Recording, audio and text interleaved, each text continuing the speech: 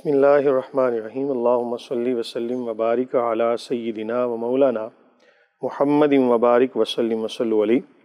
جیسا کہ فلسفہ شہادت پہ بات ہو رہی ہے، خالق کائنات مالک ارض و سماوات رب لم یزل نے قرآن مجید فرقان حمید میں ارشاد فرمایا وَلَا تَحْسَبَنَّ الَّذِينَ قُتِلُوا فِي سَبِيلِ اللَّهِ أَمْوَاتًا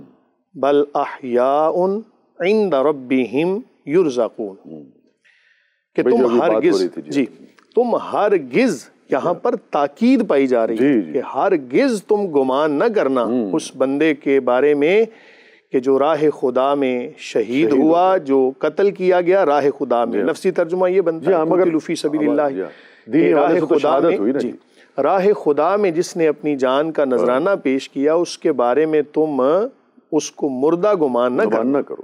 بالکل رزق بھی جا رہا ہے اسے بھی۔ اب آگے دیکھیں نا، ہمارے ذہن میں جو سوالات تھے اللہ رب العالمین پورا ترجمہ ہی کر دیجیے آیت تک تاکہ لوگوں تک ابلاغ ہو جائے۔ وَلَا تَحْسَبَنَّ الَّذِينَ قُتِلُوا فِي سَبِيلِ اللَّهِ أَمْوَاتًا کہ تم ہرگز گمان نہ کرنا اس بندے کے بارے میں کہ جو ان بندوں کے بارے میں کہ جو راہ خدا میں قتل کیے گئے، مردہ گمان نہ کرنا، بل احیاء بلکہ وہ زندہ ہے، عند ربہم یرزقون اور اپنے رب کے پاس سے رزق بھی پاتے ہیں۔ اللہ اکبر۔ اب دیکھیں کہ ہمارے ذہن میں جو سوالات تھے اللہ رب العالمین نے ان کا جواب خود ہی ارشاد فرما دیا۔ چونکہ زندگی کے لیے ہمارے ذہن میں سوال ایک آتا ہے کہ کھانا پینا پھر کیسے ہوگا، تو اللہ رب العالمین نے اس کا بھی جواب عطا فرما دیا کہ وہ اپنے رب کے پاس سے رزق بھی پاتا ہے کہ اس کی زندگی کا۔ اور دوسری آیت جو ہے اس میں یہ فرمایا کہ تمہیں شعور نہیں، یعنی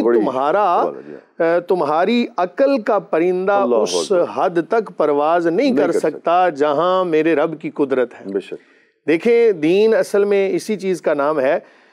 غیب پر ایمان لانا، کہ جو چیزیں ہمیں قرآن سے ملیں اگر وہ ہماری عقل میں آ جائیں۔ یہاں میں ایک بات یہ بھی وضاحت کرنا ضروری سمجھوں گا کہ دین کے بہت سارے ایسے مسائل ہیں کہ جو بعض دفعہ ہماری عقل میں نہیں آتے۔ اب اس کا ہرگز مطلب یہ نہیں کہ وہ عقل میں آتے نہیں تو عقل کے خلاف ہے، نہیں، بلکہ یوں سمجھیں کہ وہ عقل سے بالا ہے، ایسے ہی ہماری عقل کی رسائی وہاں تک نہیں۔ خالق کائنات نے متعدد مقامات پہ فرمایا کہ تمہیں شعور نہیں ہے، تم محسوس نہیں کر سکتے۔ اور پوری اگر آپ علامہ صاحب پوری انسانی تاریخ آپ دیکھیں، 1400 برس کی بھی اگر آپ دیکھیں، انسانی تاریخ تو طویل ہے، مگر ہماری جو تاریخ ہے خاص طور پر مسلمانوں کی عقائد و جہاں سرکار دو عالم صلی اللہ علیہ وسلم خاتم النبیین کے بعد کی جو تاریخ ہے اس میں بھی آپ دیکھیں تو جگہ جگہ یعنی کہ جن چیزوں سے انحراف ہوتا رہا، جن چیزوں کا انکار ہوتا رہا، وقت، تجربہ، سائنس اور آنے والے وقت نے اس کو ثابت کیا کہ وہ چیزیں جو کہی گئی تھیں وہ درست تھیں۔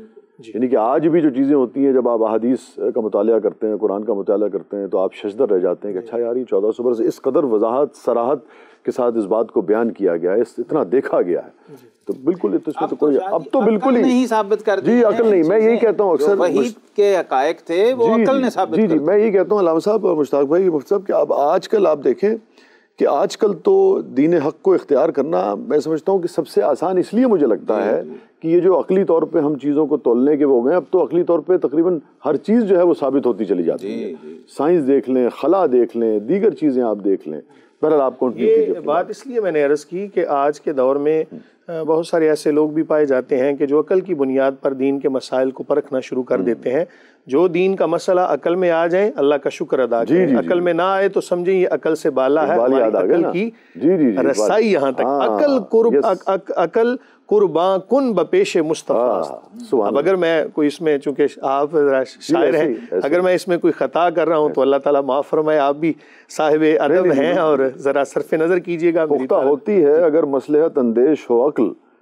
عشق ہو مصلحت اندیش تو ہے خام ابھی۔ سبحان۔ اور وہ جو ہے خاص طور پہ جو آپ بات فرما رہے ہیں کہ اچھا ہے دل کے ساتھ رہے پاسبان عقل، لیکن کبھی کبھی اسے تنہا بھی چھوڑ دے۔ سبحان۔ تو فلسفہ شہادت بیسیکلی قرآن سے جب ہم پڑھیں گے تو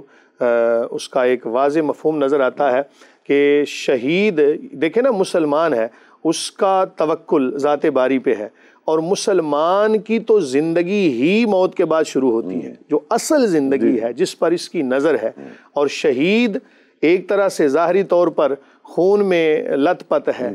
اس کی رگوں سے خون نکل رہا ہے، تیر چل رہے ہیں، یا اس کا جسم بالکل بسیدہ پڑا ہے ظاہری طور پر، لیکن دیکھیں کہ خالق کائنات نے اس کی عظمت و شان کو کیسے بیان فرمایا۔ فرمایا کہ تم سمجھ رہے ہو کہ وہ مردہ ہے، فرمایا کہ وہ اللہ کے پاس سے رزق بھی پاتا ہے۔ اور پھر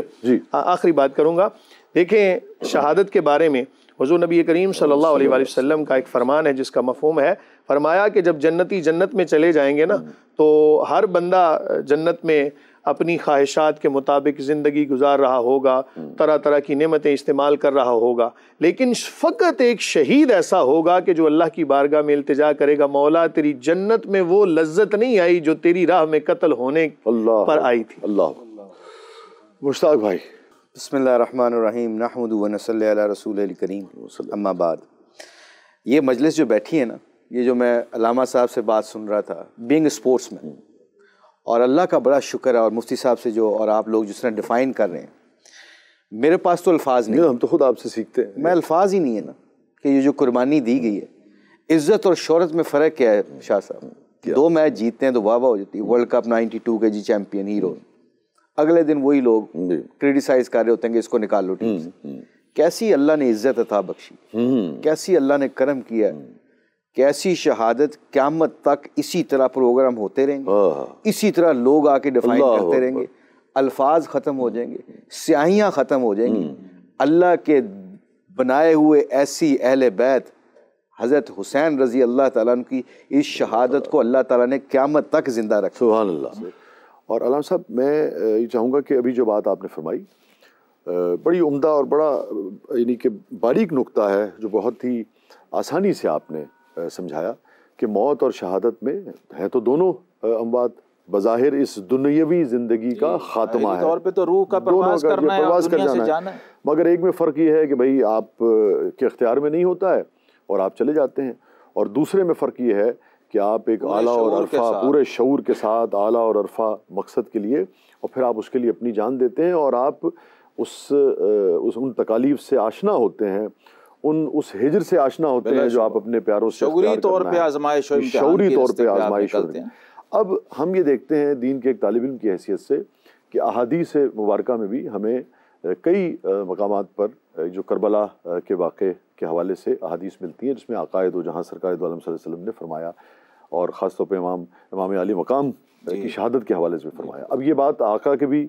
علم میں ہے، امام کے بھی علم میں ہے، تو یہ تو بہت پہلے سے۔ جی میں چاہوں گا اس یہاں میں شاہ جی پھر رک کے عرض کرنا چاہوں گا، آپ نے بھی، مشتاق صاحب نے بھی، مفتی صاحب نے بھی، آپ نے بھی بچپن سے سنا ہوگا اور ہم نے بھی سنا ہے کہ جس کو دھوکے سے کوفے بلایا گیا، جی مجھے بڑی تکلیف ہوتی ہے۔ امام علی مقام سیدنا امام حسین رضی اللہ تعالیٰ عنہ بچپن سے واقف تھے اس بات سے